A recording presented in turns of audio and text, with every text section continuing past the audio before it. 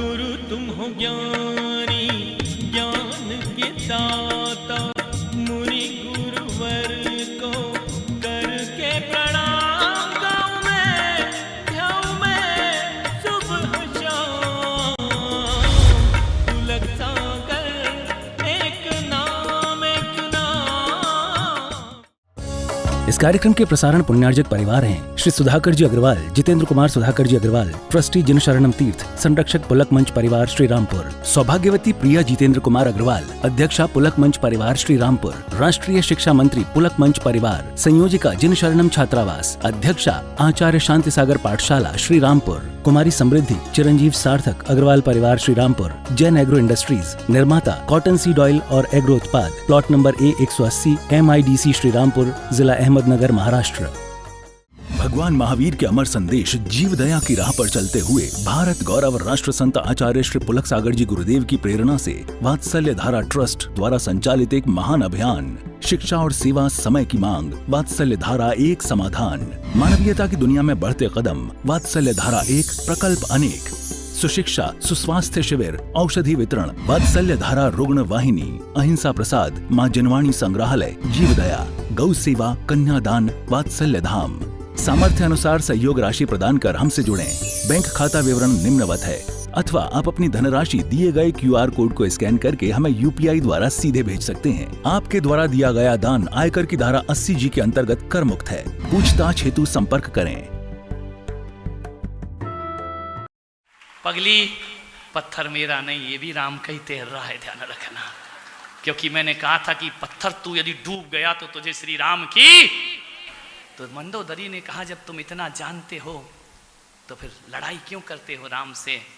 बोले मुझे राम का स्वभाव मालूम है, यदि मैं लड़ूंगा नहीं तो मारेंगे नहीं, और मारेंगे नहीं तो मैं तरूंगा नहीं, ध्यान रखना। और मैं चाहता हूं मंदोदरी कि सीता तो बहाना है, मेरे जीवन का अंतिम समय जब आए तो श्री राम मेरे सामने खड़े होना चाहिए। आपसे निवेदन है।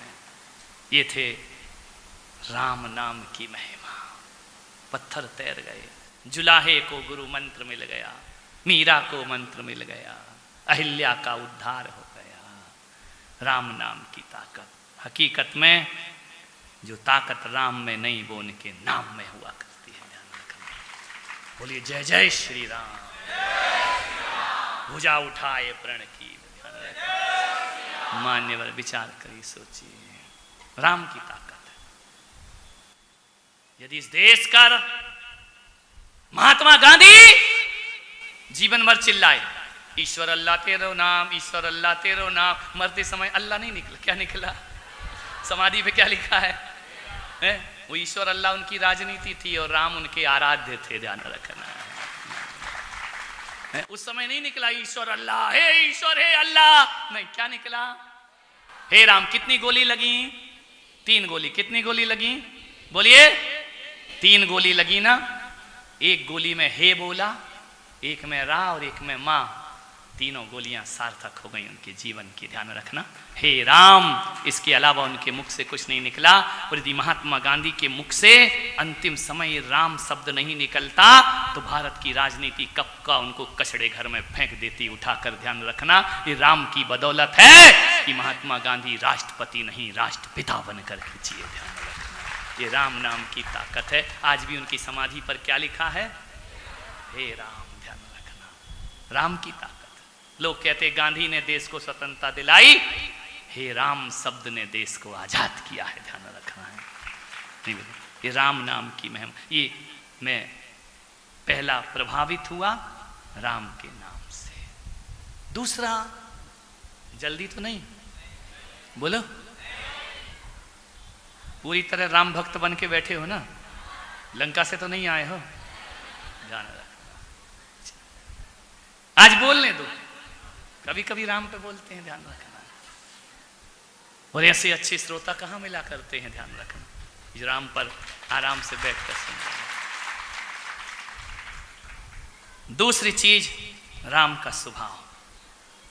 पूरी रामायण में देखना, राम के कहीं भी चित्र देखना, राम की कहीं भी मूर्ति देखना, राम का कहीं भी अक्ष देखना, राम कभी भी कैसी भी परिस्थिति हो, उनके चेहरे से मुस्कुराहट कभी खत्म नहीं हुआ करती है, ध्यान रखना। राम कभी ठाके लगा के नहीं हंसे, राम कभी जार जार आंसू नहीं बहाए।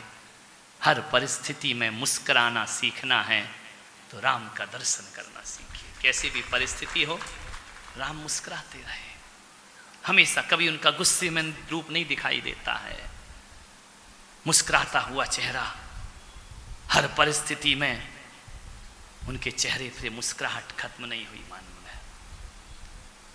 मान्यवर, कैकेयी ने वनवास मांगा तो भी राम मुस्कुराए।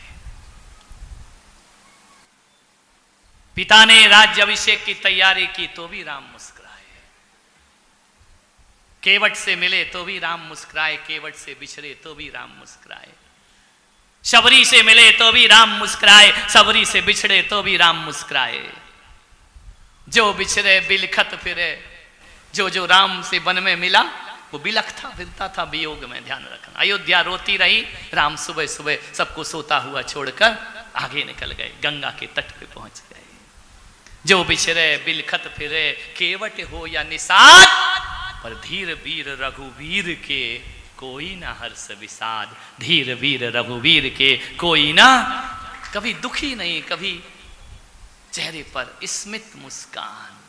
दांत नहीं दिखाए उन्हें हंसते समय, अपनी तो बत्ती सी दिखती है, कई की नहीं है तो गुफा दिखती है, लेकिन राम स्मित मुस्कान, हमेशा उनका चेहरा हर परिस्थिति पर एक सा ही रहा।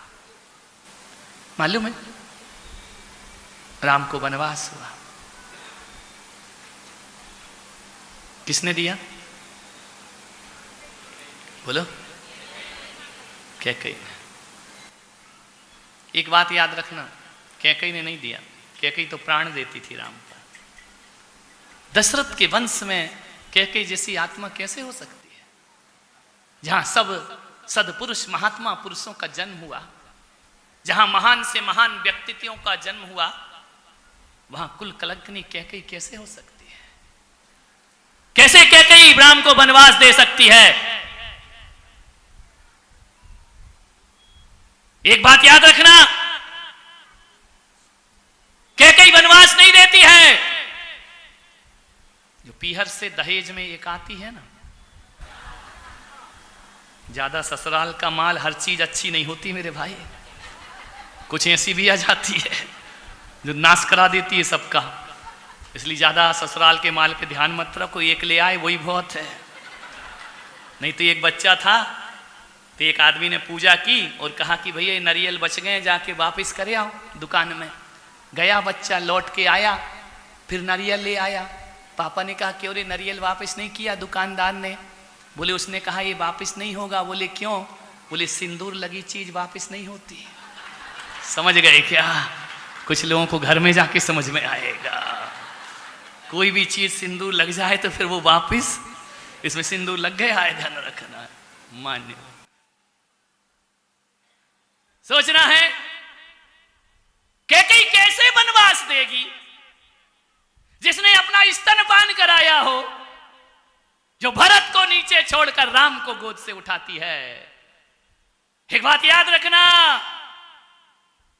रात सपने में भी राम यदि सपना भी देखते थे बचपन में, तो सपने में कैकेयी माता आया करती थी, ध्यान रखा। राम उठ जाते थे सपने से, सपना टूटता था, रोते रोते आंख मींचते हुए माता कौशल्या से कहते थे माँ के पास जाना है, माँ के पास जाना, माँ के पास जाना। कौशल्या ने कहा मैं तेरी माँ हूं। बोले नहीं, कैकेयी मेरी माँ है, ध्यान रखना।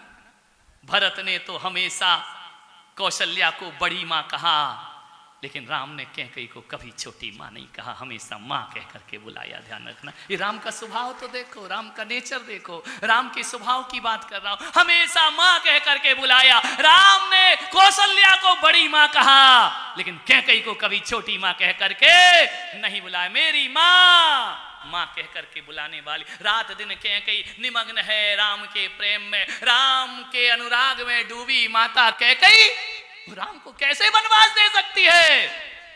मालूम है, ब्याह होकर आए श्री राम जी, और जैसे ही शादी होकर के सीता महारानी आई, मुंह दिखाई में सीता ने सीता को मालूम है क्या दिया? कैकई ने अपना भवन दे दिया। कहा पुत्र वधू, मेरी पुत्री, मेरी प्राण वल्लभा, हाथ से कैकई अपने भवन में नहीं रहेगी, ये भवन सीता का भवन कहलाएगा, ध्यान रखना। मुंह दिखाई पहले परंपरा थी ना, मुंह देखा कर, अब तो का मुंह देखो, खुद ही उभार के हटती। अब तो ससुर का मुंह देखो, बेचारा रुमाल ढांक ले, जमाना बदल गया है। पहले शादी होके आते थे तो मुंह देखते थे और लिफाफा पकड़ाते थे। तो मुंह दिखाई में कैकई ने अपना भवन सीता को दे दिया। जो कैकई अपना सबसे सुंदर भवन सीता को दे सकती है, वो कैकई राम को वनवास कैसे दे सकती है, ध्यान रखना। आपसे निवेदन है, चिंतन चाह रहा हूं आपका। राम अपने कक्ष में है, सीता पहली ही रात आई और श्री राम से कहा कि प्रभु मालूम है माता कैकई ने मुझे मुंह दिखाई में क्या दिया? राम बोले क्या दिया? बोले अपना भवन दे दिया, इस भवन में सीता निवास करेगी। राम की आंखें भर आई, मारी मां ने अपना सबसे सुंदर भवन दे दिया। सीता ने कहा कि हे प्रभु एक बात तो बताओ कि मुझे माता कैकई ने भवन दे दिया मुंह दिखाई में, आप क्या दे रहे हैं मुझे? आप क्या दे रहे हैं? राम का चरित्र ध्यान रखना। राम ने कहा ये पूरी अयोध्या तुम्हारी है, हे भावी पटरानी, अयोध्या की महारानी, सब कुछ तेरा है। बोले नहीं, ये बातें मत बनाओ, यदि माता कैकई ने भवन दिया है तो तुम मुझे क्या दे रहे हो?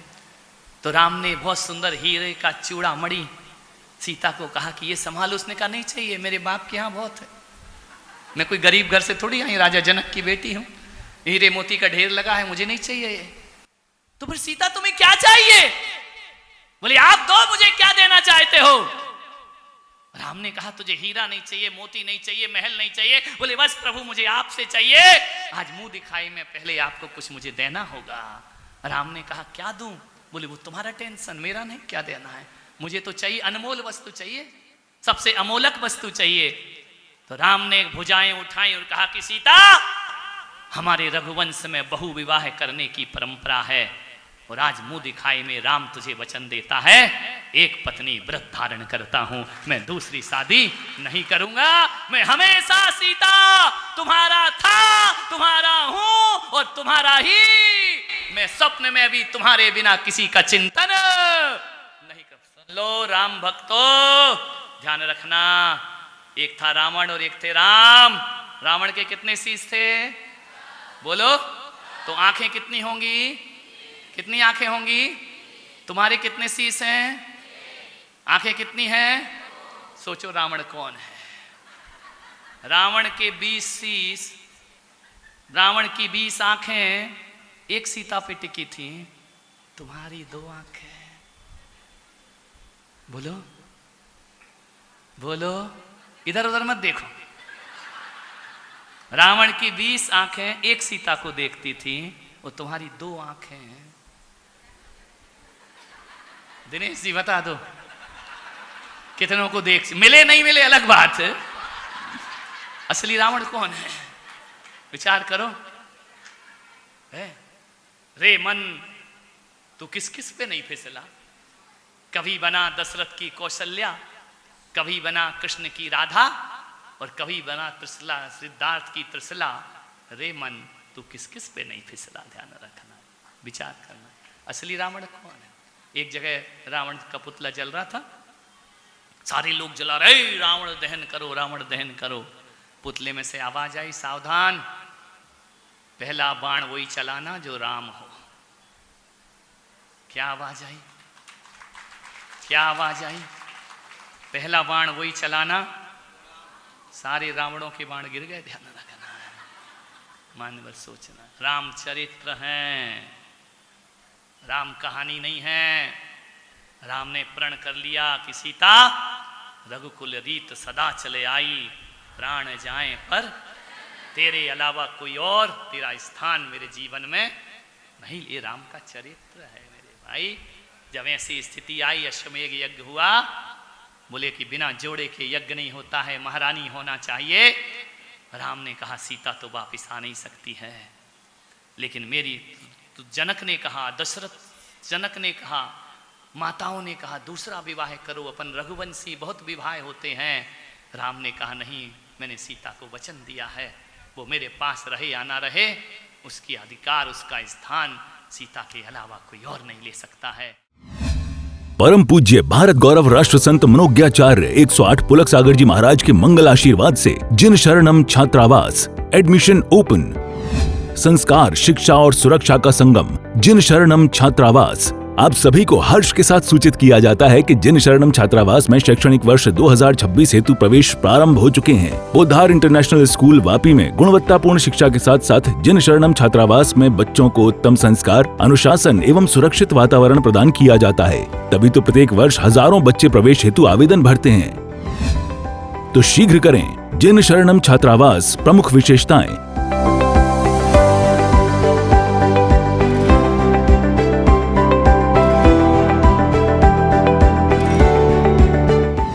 सीमित सीटें, आज ही आवेदन करें। अधिक जानकारी के लिए संपर्क करें।